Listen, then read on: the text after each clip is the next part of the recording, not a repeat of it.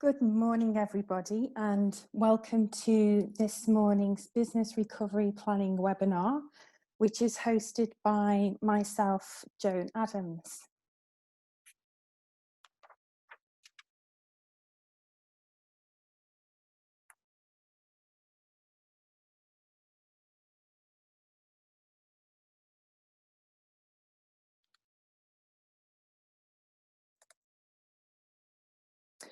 For those of you who don't know me, I'm a director and founder of Adams O'Rourke Accountants. We are a digital cloud-based practice and zero specialists based in South Liverpool. And through the use of cloud technology, we've been working with clients across the Northwest and further afield since 2008.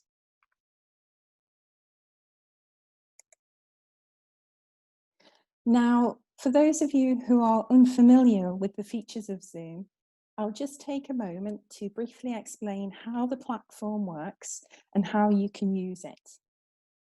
If you look at the bottom of your screen, there is a Q&A button. If you have any questions at any point during the webinar, you can post them here and I'll pick these up at the appropriate time. I may answer questions during the webinar, otherwise we have time set aside for Q&A at the end. The webinar itself is scheduled to last no longer than 1 hour, and you will be on mute during this time, so you will only be able to hear my voice.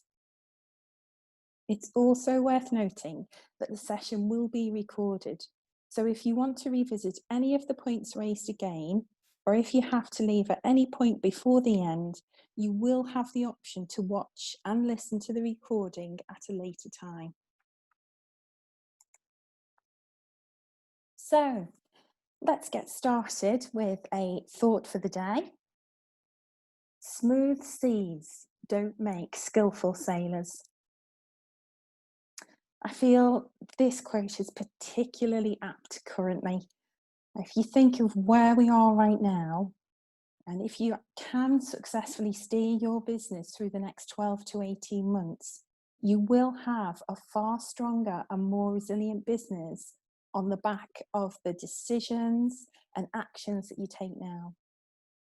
Businesses that emerge from these, let's face it, unprecedented trading conditions in a good state will be far better equipped to deal with any future adverse conditions as we move forwards.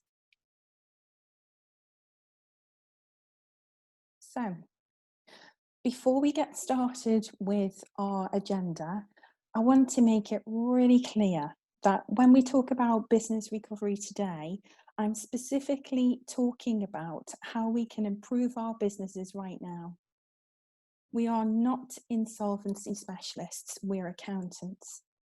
And as you know, there are very strict rules and regulations around insolvency, some of which have been amended to account for the impacts of COVID-19.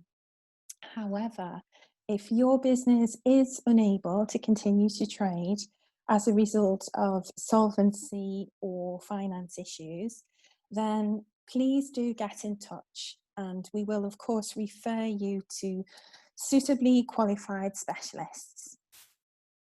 It's just really important for me to get that point across before we start. So moving on to our agenda now, there are 10 points we will be running through today. Firstly, closing the disconnect, and I'll explain more about this shortly. Then the need to reinvent our businesses. We'll look at budgets, both personal and business, and then identifying opportunities, vulnerabilities, and critical challenges that we're facing. How we can identify and manage risks in our business, and the goals and actions we can take now to move our businesses forward. Then we'll look at how to pull this all together as a single complete package, and then clarify the next steps that you can take. We'll look at how we can support you in doing that, and then we'll have some time for your questions. So, firstly, closing the disconnect.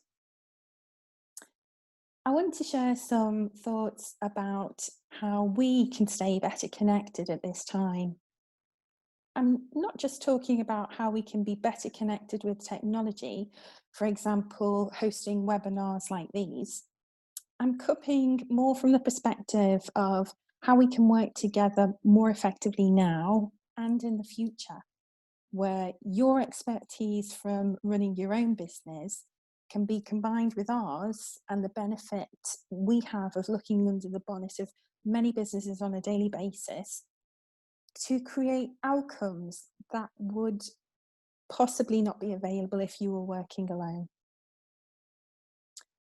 Right now, and in my opinion, it's never been more important to create and connect with a team of people who can help you. People like your accountant and your bookkeeper, your bank manager, and HR advisors. I mean, these guys particularly are going to be important now with regards to furloughing and the job retention scheme. And it could also be your solicitor or your legal advisor. Now, the core purpose of our own practice for all of our clients is to help entrepreneurs and business owners build more profitable businesses and reach their goals. By doing this, we want you to have the lifestyles you want for yourselves and your families. That's why we believe it's so important to provide you with the support and advice you need to get through the next 12 to 18 months. This is why we're running this specific business recovery planning webinar today. So please do take lots of notes and don't be shy about asking questions.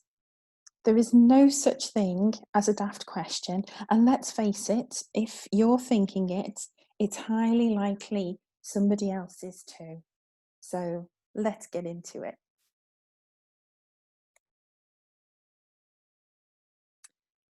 The need to have the right mindset is really important. Now, many of you may have seen this image before. And what it does is it helps us to understand the different stages, frames of mind we may be at during COVID-19. Remember, back in March, lots of people were in the fear zone. It wasn't clear then the impact that the pandemic would have on ourselves, our families, or on our businesses. Then as we started to get used to the new routine and government help was starting to be announced and become available, and we as accountants were able to start advising our clients about the situation, people started to move into the learning zone. People became aware of what lockdown meant and familiar with the support from government and how long it would take for that support to come through. I think now it's the case that some of us are moving towards and into the growth zone. And it's this movement into the growth zone that makes business recovery planning so vital. So we can plan for business unusual and build resilience.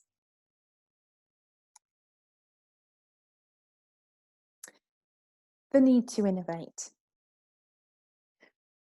We see four main opportunities for you to reinvent your business. The first opportunity is to innovate, and the Oxford Dictionary defines innovation as the introduction of new things, new ideas, or ways of doing something. And we've seen some really great examples during the COVID-19 pandemic, like the restaurants switching to provide takeout, gyms moving to delivering fitness classes online. In this sense, innovation has been doing something completely different to what the business was. For your business, You may want to consider introducing a new product line or service. It could be something that you've not considered before, but it is relevant to now.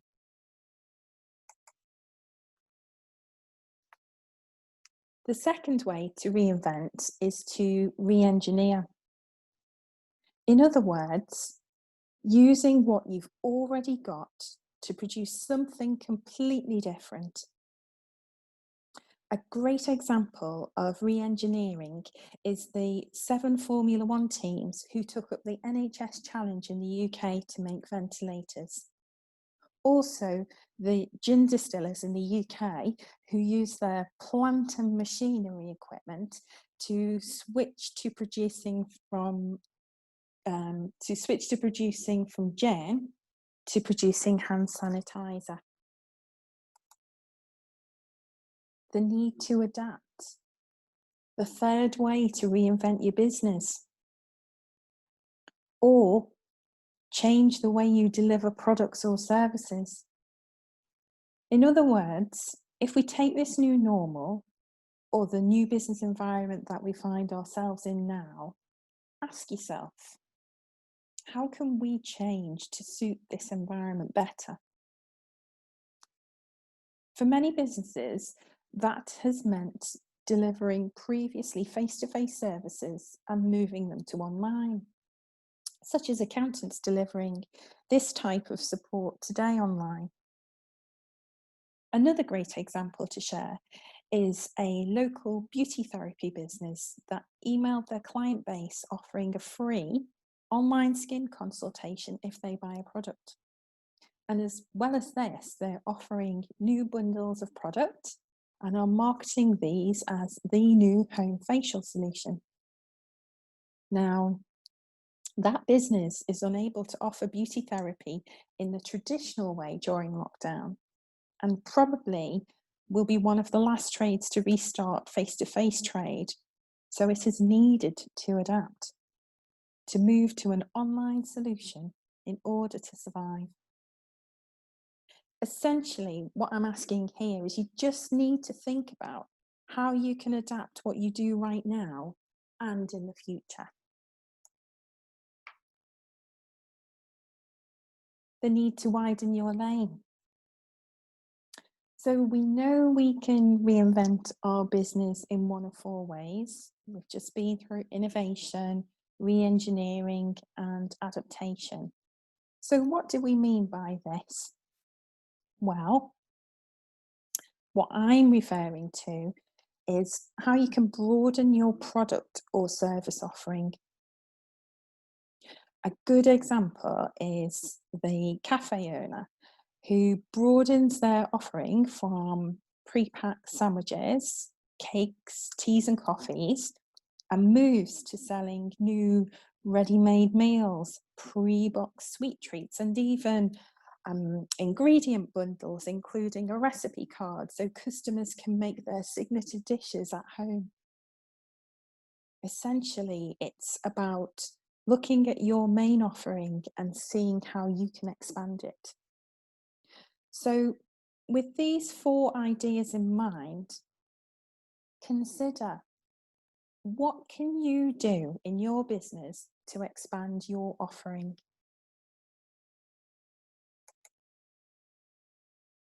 Okay, so in the next part of this webinar, I'll take you through the business recovery planning system that we've developed. Our starting point will be to look at your personal budget, which may seem odd in the context of business planning, but as always, there's a natural order in which to reinvent your business. With business continuity planning, we would ask you to put the oxygen mask on yourself first. And with business recovery planning, it's no different. Remember, your business is there to serve you, not the other way around. You should not be a slave to your business. So step 1 is to put your shareholder or business owner hat on and really define what cash you need to take from your business, and ask yourself, what do I need to get from my business personally to get by? Can you make savings in your personal spending to help reduce the cash flow strain on your business? No doubt, many of you have made some savings during lockdown, but you need to consider carefully, can these savings continue? If you haven't done it already, I would strongly recommend that you do a personal budget. An easy way to do this is to simply look at your bank statements online to see what you're typically spending in a month. Then split these expenditure items down into essentials and nice to haves. We can provide you with a template if that's something that you would like to do. And of course, you need to be realistic. Remember, during lockdown, spending opportunities have been very limited. So do make sure that you go back 3 to 4, maybe even 5 months to review your expenses.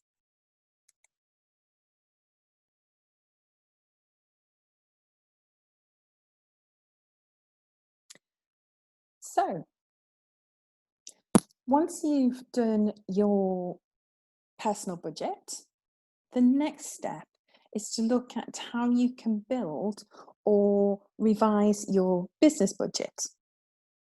And many of you may have already done a business budget for this year, but it's likely many of you will also need to revisit this budget. Even in our practice, I've rewritten our budget in the last 2 weeks. We recommend what we call a bottom-up process to do this, where you start by looking at the final bullet point, the increase or decrease in cash that you're going to have as a result of COVID-19. It's really important to start here, as many businesses have found that they didn't have a sufficient war chest of cash going into the lockdown. We could see this was the case with the noise around Sybil loans applications and the queue for bounce back loans, that basically people needed to get their hands on cash fast. Next, we will look at other cash movements, such as how can you get paid more quickly to free up cash, or how you can reduce money tied up in stocks or work in progress. Perhaps negotiating better trade terms with your suppliers as well. This is part of the exercise. This part of the exercise is essentially looking at how you can get more cash into your business without doing any extra work. Okay. Then we'll look at loans, as you'll need to allow for the principal repayments on any existing or new finance. Do remember, for those of you with bounce back loans, that there are no repayments due in the first 12 months. So they don't need to be factored in the first year. Also, consider if your bounce back loan could be used to pay off a more expensive existing debt. Then we'll look at assets. There may be new assets that you need to purchase. For example, you may need to be switching from desktop computers to laptops to facilitate more flexible working moving forwards. Or perhaps there are obsolete or redundant assets in the business that could be sold to free up cash. Next, we'll look at drawings, and here's where you add in your personal budget that we discussed on the previous slide. Now, do remember, drawings are not just wages. It's the sum total of cash that you personally need to take from your business. Then we'll arrive at net profit after tax. And from here, We'll add in the tax liability so you can see the target profit that you need to achieve before tax. Then you can have a careful look at your overheads to see if any savings can be made. And then we'll arrive at the gross profit that you need to make from your business. Using your desired gross profit percentage, you can then work out the sales level your business needs to achieve so it can give you the additional profit and cash that you require. And at that point, it's all about reviewing the numbers, pressure testing, so to speak, to ensure that you come up with a workable revised budget. Basically, by sense checking the numbers, you're making sure that your plan isn't too ambitious or alternatively too conservative.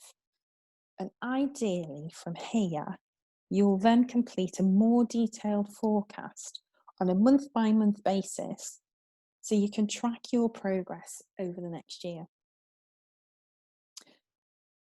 Hopefully, you can now see why we advise working bottom up through this list, as it starts from the premise of, okay, what do you need? And then it provides clarity on what the business needs to achieve to get there. Now, we can help you pull this together, or we can provide you with a template and you can go through this exercise yourself. Okay, so what to measure and how? Now, this is where having real-time digital reports for your business is so important. This slide provides you with a sample of some key information you could monitor for your business. The basic premise being to make sure you are measuring, reviewing, and forecasting your numbers. You just can't underestimate the importance of this. So, for example, looking at the blue revenue table in the top left corner, if you identified your sales total for the year needed to be, say, 500,000, that equates very, very roughly to around 10k per week. It's important to have a system for recording how you're doing against that target. We see some of our best performing clients do have budgets entered into Xero so they can monitor their performance versus their budget and forecast. And just so you know, when we're talking about budget and forecast, we simply mean your prediction of how you expect your business to perform over the next 12 months. Likewise, if you have customer payment terms of, let's say, 7 days, the yellow table is telling you that on average, your clients are currently taking 41 days to pay you.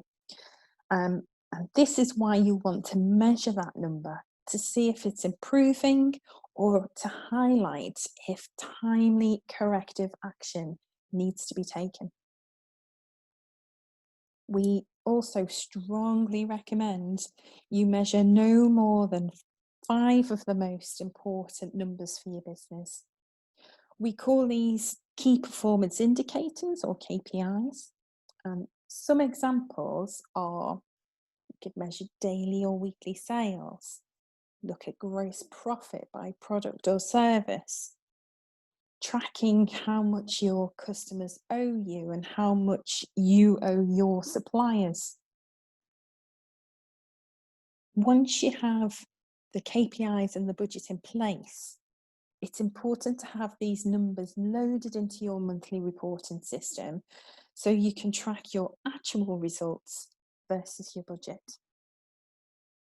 Now, I know many of you today already use Xero, which is a great starting point. And for others, we can help you with identifying the most appropriate technology for your business. So do get in touch if this is something that you would like to work on. And hopefully, seeing the different ways financial information can be presented has given you some really good ideas.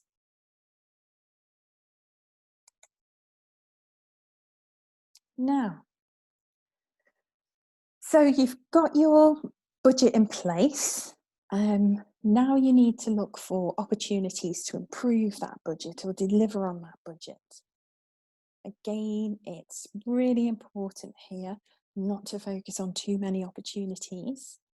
And we recommend focusing on no more than 5. Otherwise, there's a real risk of you feeling overwhelmed, and we don't want that. So think of some of the ideas and prompts we talked about earlier to reinvent your business. Remember, those opportunities could also be things like working in more of an online way with your team or customers. It could also be you no longer needing the same size of premises, or perhaps you may need to redefine the job roles in your business for existing staff members. I know a number of clients who want to affect a more flexible way of working moving forwards. And as ever, it's always worth looking at how you can improve your efficiency and online communication. What's really important here is taking the time to brainstorm opportunities to improve your business. It's a very valuable and an empowering exercise too. Leave no stone unturned here. Of course, you will identify some opportunities which are easier to implement than others. But the fact that you're providing yourself with options really does make a difference to your confidence and the viability of your business plan. Hopefully, there are other team members or trusted sounding boards you can talk this through with. Alternatively, this is something we can help you with too. As an aside, and as we like to walk the talk, so to speak, I'd just like to share that we recently completed this exercise for our own practice. And I can honestly say, as one small business owner to another, it's been hugely valuable to engage as a team and look at next steps for our business.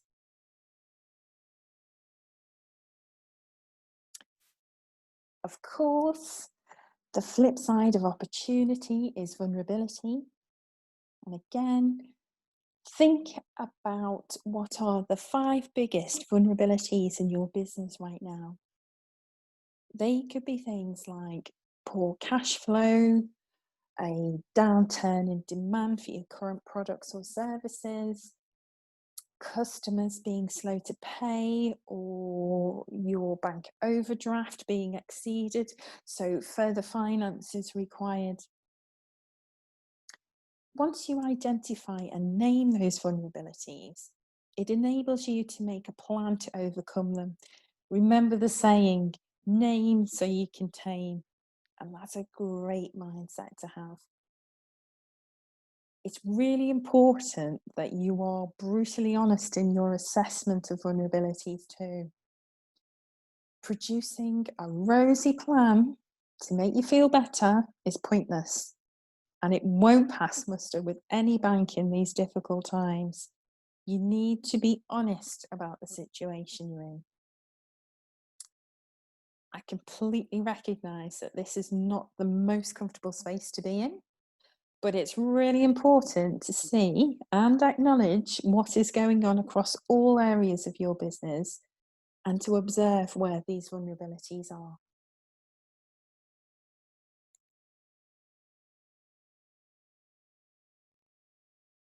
We strongly recommend that you do a careful analysis of all risks in your business at the moment.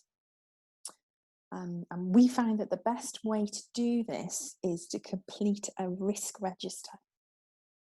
This assesses the likelihood of each risk and then the consequences for your business if that risk is not mitigated. This exercise will stand you in really good stead for future turbulent times, and it's applicable to all businesses, regardless of size. So, if you're a sole business owner, we suggest you absolutely still complete this exercise, but just scale it down as appropriate. So, these risks can fall into the following 10 categories. The first one is governance, and that could be poor planning, lack of up to date policies, or poor discipline around working on the business. That's referring to the owner working to move their business forward. Leadership could be risks around communication and reporting. On team morale, I mean, this may be particularly prevalent at this time, I'd imagine, especially where some team members are furloughed and others aren't. Products and services, risks around lack of adaptation, perhaps, or innovation. Could be operational risks, risks around suppliers and your supply chain. I mean, these could look very different now since lockdown. Could be marketing. Do you have a poor return on investment, or are you overspending in this area? Do you need a digital or an online presence moving forward? Technology. Are there areas of your business that can benefit from improved technology? Finance. Is there sufficient cash flow in the business? Is credit control poor and debtor management weak? What about a lack of forecasting or budgeting? Ask yourself, do you need better and improved financial information to help you make better business decisions? HR. Is this poorly managed? Again, this will be a key area to look at regarding furlough and any possible restructuring that comes forward. Admin. It could be a lack of automation or a need to operate in the cloud. Do you need to use an online tool like Zero, perhaps? And sales. Do you need to look at the need to adapt to e-commerce or online selling? And with this then, do you need to revisit training for your sales staff?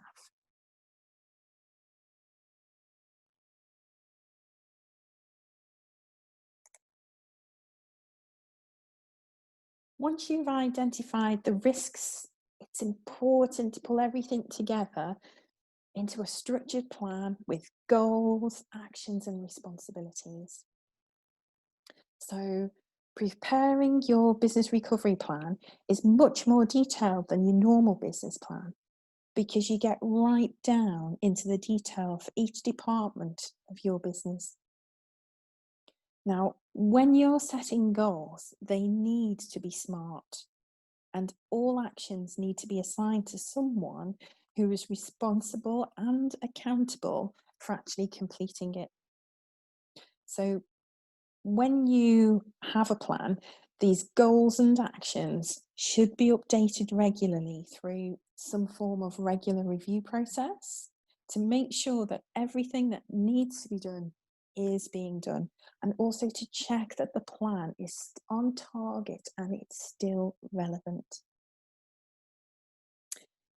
The accountability element is key to business planning. You can do a great job of investing time into building a quality plan, but the accountability and responsibility that comes afterwards is what turns the plan into solid action and therefore results. At this time, we'd recommend you review your plans monthly for at least the next 6 months, and then perhaps consider a change to quarterly after that. So let's take a look at how to pull all of this together into a complete package. What do you need to do right now to benefit your business the most and in the shortest amount of time? Firstly, you need your personal budget. What do you need to take out of the business? Secondly, you need that risk register. What are the key areas of risk that need to be addressed first? Your business recovery plan. You need your business forecast showing what do you need to achieve over the next 12 months. And where relevant, if you have a team of people, do you need to update your organization chart as well? And then, if you need further finance in your business, you'll have to prepare a finance application. As having completed the personal budget, the risk register, the forecast, you're going to know by that point whether you need to apply for extra financing or not. Now, you may not need to do all of this work at the same time. For example, you may have sufficient cash flow now, so you don't need to apply for finance just yet. But if you stick with your forecast, and again in 3 to 6 months' time, it's entirely feasible that a finance application is more relevant then. So, what is really important is that you establish what is right for you. If you are making notes, guys, now is a good time to jot down what combination of these different areas you need to work on in your business right now.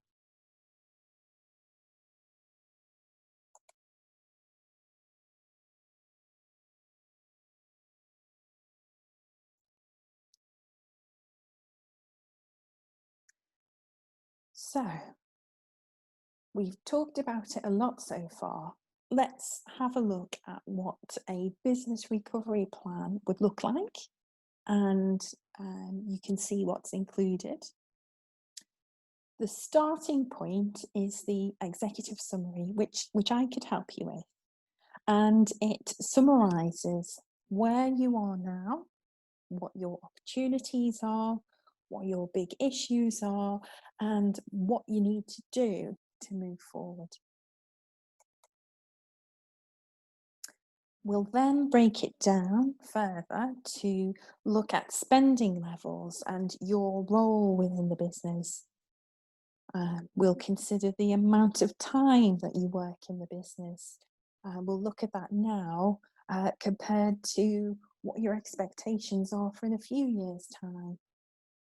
We'll then look at whether finance is needed in the business too.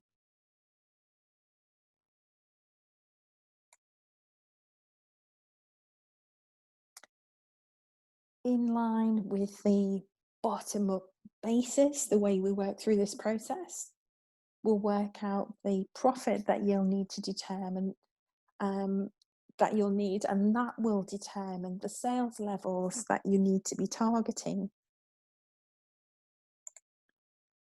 We'll then look at critical KPIs that you have, the opportunities and vulnerabilities in your business, and again, the most critical challenges. What is it that's keeping you awake at night? That's the most important part.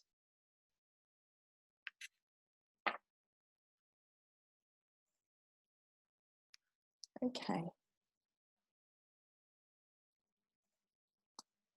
So a key feature of this plan is that we look at every single department within the business. Even if you're a solo entrepreneur, you still wear 10 hats in your business. What we'll do is we'll look at the risk associated with each of those. Then we'll look at the annual goals that have been put in place so we can improve in these areas. Then we'll break those annual goals down into 90-day goals.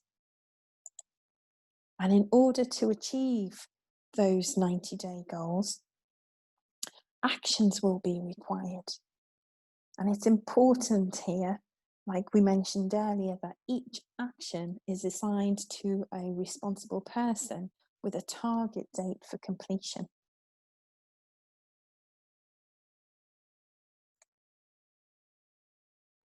You're just able to see that now as we go through the other areas of the business. Okay, your next steps. So now we've seen what a business recovery plan is all about. I really hope I haven't overwhelmed you with too much technical detail. I just wanted to share as much information as possible so you can see just how detailed a business recovery plan is and the extent to which it can help and essentially scaffold your business moving forwards.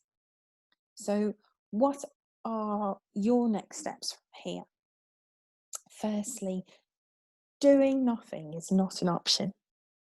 We are entering into a period of business not as normal. Doing what you have always done is unlikely to give you the same results as you've had in the past. So you do need to look to do things slightly differently. And remember to put the oxygen mask on yourself first. Start with your personal budget.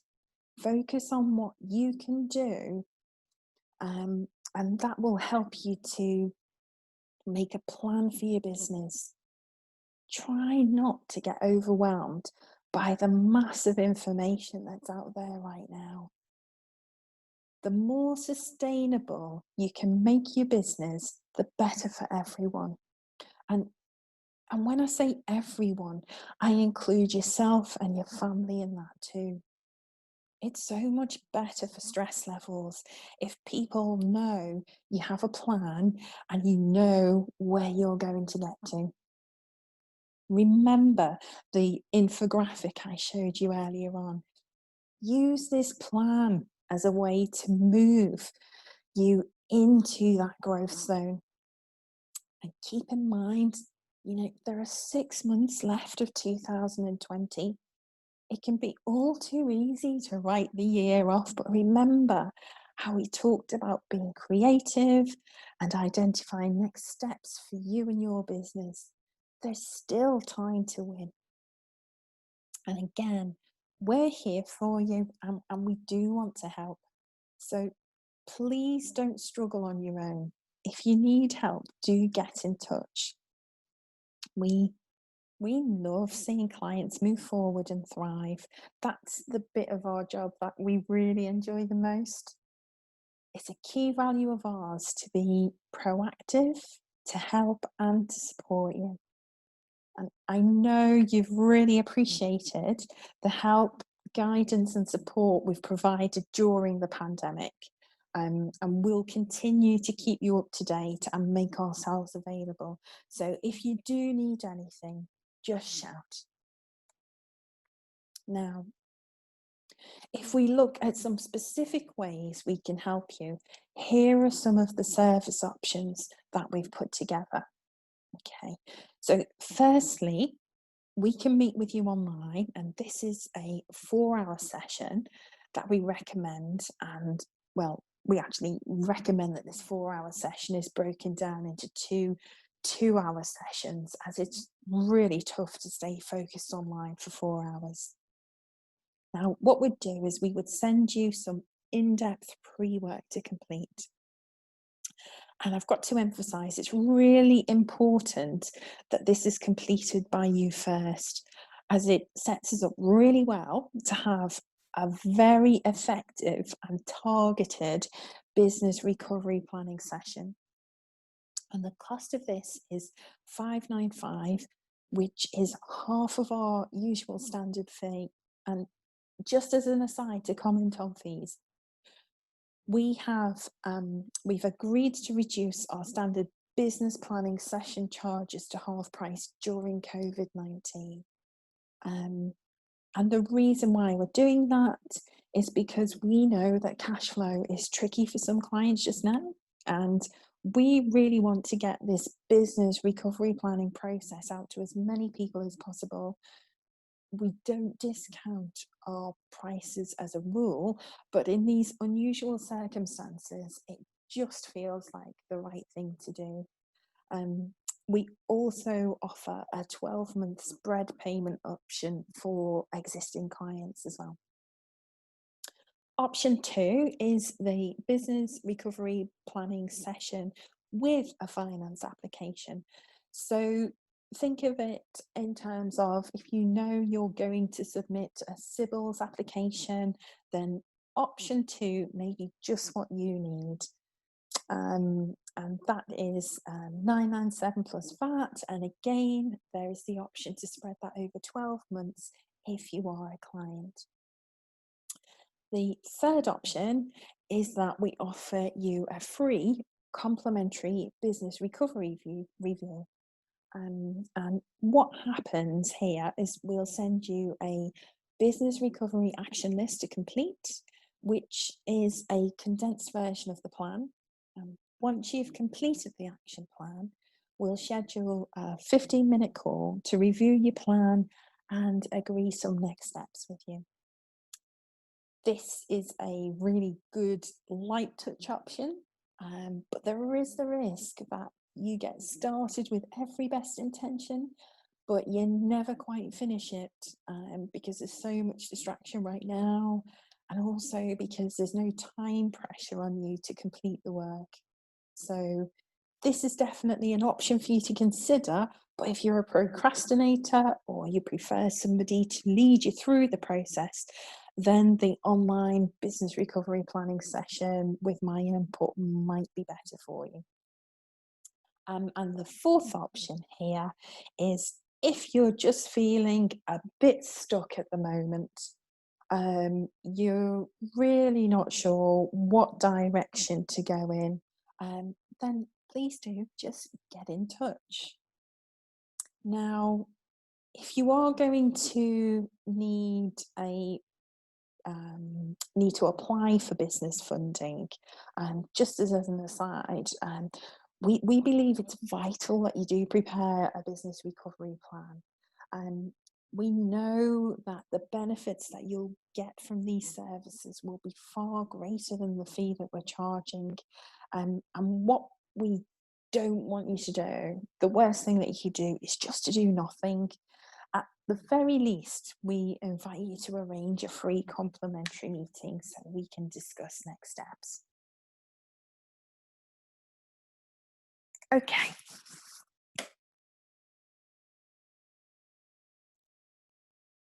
So that's the end of the webinar. We've arrived at questions. So do drop any questions you have into the Q&A. I can see one question in there already.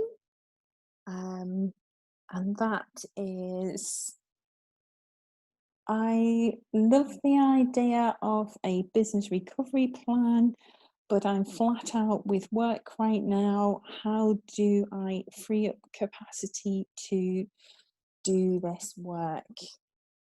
That's a really great question. And I'm sure you're not on your own there.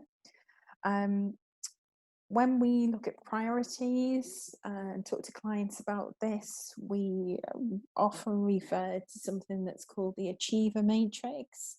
I won't go into the details just now, but essentially it's a case of pulling together what the tasks are that need your attention right now, and plugging away to identify what is not urgent and what is not important.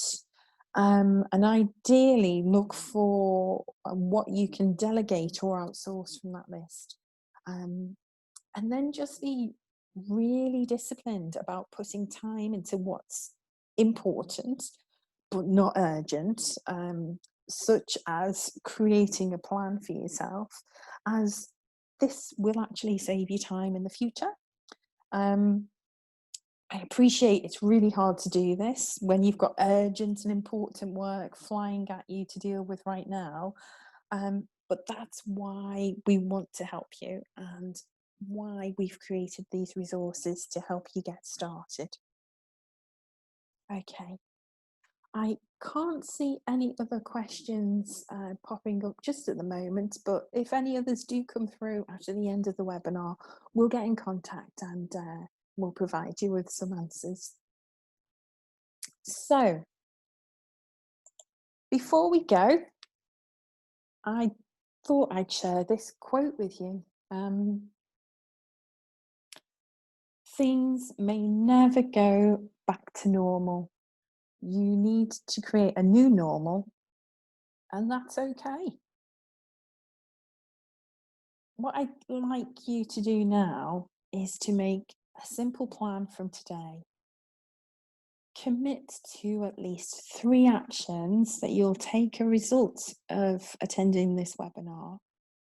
Write them down, give each of them an owner and a completion date. You know, this is a worrying time for many, many businesses, but you don't need to worry alone. There is a ton of support out there, and there's going to be more to come as well. And of course, we're here to support you all too. So, finally, thanks for making time to attend this webinar. I'm just looking at the clock now. We've arrived in good time. When you do exit, we'd really appreciate it if you would complete the feedback form, as it gives us feedback on the content and feedback on what to include in our future events as well.